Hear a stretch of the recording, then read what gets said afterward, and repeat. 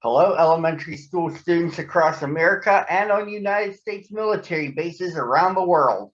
This is Michael T. Mondak Reads. I am the eponymous Michael T. Mondak, back with you on this Thursday, reading one picture book virtually to you, your parents, and your teachers at the same time every day during the week. But I can't do it without a preview as to what I'll be reading. Here it is for this Thursday. Normally, when someone tells you the old expression, "see you later, alligator," you're supposed to respond, "after a while, crocodile." But little Alice Snuffleupagus had to remind her big brother Aloysius that didn't apply to their family. It's part of a storyline titled "See You Later, Mashed Potater," a storyline written by Miss Anna H. Dixon and illustrated by Tom Brannan. Let's get started. "Where are you going, Snuffy?" asked baby Alice Snuffleupagus. "I'm going to school. You get to stay home and have the snuffle blocks all to yourself. You can build me a castle. I'll come home right after school." "See you later, alligator," said Snuffy, waving goodbye. "I'm not an alligator. I'm a Snuffleupagus," Alice called after him. The Snuffle Cave seemed quiet without a big brother Snuffleupagus lumbering around. "You want to start that castle now?" asked Mother Snuffle. "Would you like some tomato juice?" "I think I will drink my juice while I build a castle," sniffed Alice. She used all the snuffle blocks for the castle. Then Alice went out into the garden with Granny and dug up carrots for a while. "Would you like to go to the arbor and swing?" asked Granny Snuffle when Alice brought her the carrots. "I like Snuffy to push me," said Alice. "Maybe later, elevator," said Granny. Snuffy brought his friend Big Bird home with him from school. They found Alice tying a ribbon in Delilah's hair. "Hello, Alice," said Snuffy. "I came home just like I said I would. And Big Bird came too." Snuffy, Big Bird, and Alice went out to play on the swing. Snuffy and Big Bird took turns pushing Alice. Then they all took turns swinging. They swang and swang until it was time for dinner. "Where you going, Big Bird?" asked Alice when Big Bird hoisted his book bag on his shoulder. "I have to go home now, Alice," he said. "It's almost dinner time." "Oh no, don't go, Bird," said baby Alice. "I'll come back another time. We'll swing again," said Big Bird. "So goodbye, pumpkin pie." "I'm not a pumpkin pie," called Alice.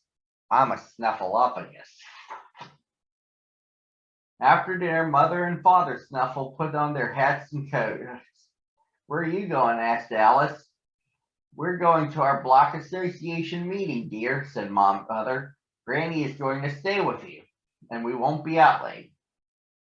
"It's time for you to go to bed anyway," said Father. "I'll tuck you in." "I don't want you to go to a meeting, Father," said Alice. "I want you to read me a story."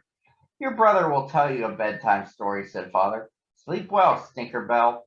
"I'm not a Stinkerbell," said Alice. "I'm a Snuffleupagus. So don't wait up for us, Snuffleupagus."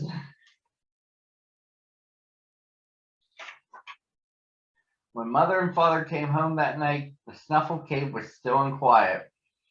Granny Snuffle was still dozing in her rocking chair. Snuffy was snoring on the sofa. Mother and Father tucked Snuffy into his own bed and kissed him goodnight.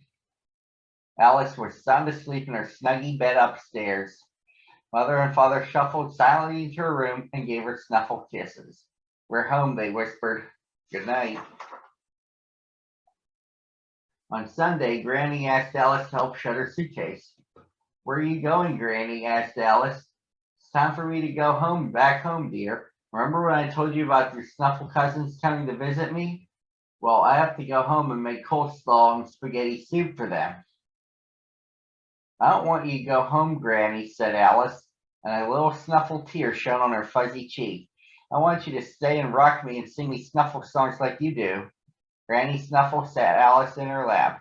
They rocked and sang Snuffle Off to Buffalo together. They were just finishing Let a Snuffle Be Your Umbrella when a taxi honked outside. That's my ride to the airport, said Granny.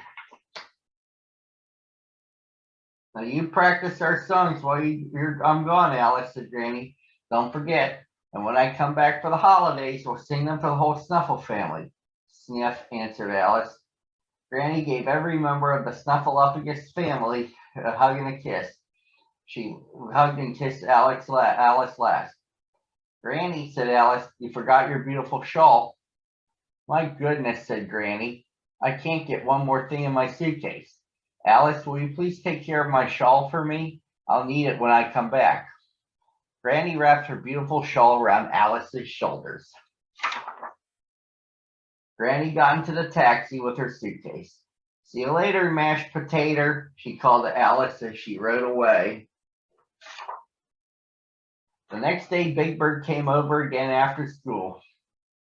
But Big Bird, Snuffy, and Alice were playing snuffleball in the yard when Mother Snuffleupagus came outside and called to Alice.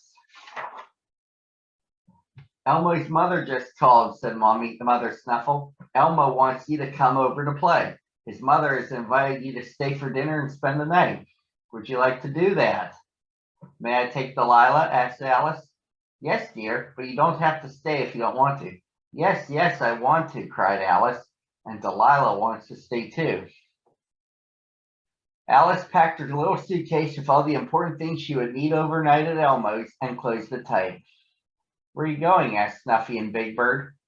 I'm going to eat dinner at Elmo's house and spend the night, answered Alice. You are? Said Snuffy. You are? Asked Big Bird. Alice was all ready to go when Elmo and his mother came to pick her up at the Snuffle Cave.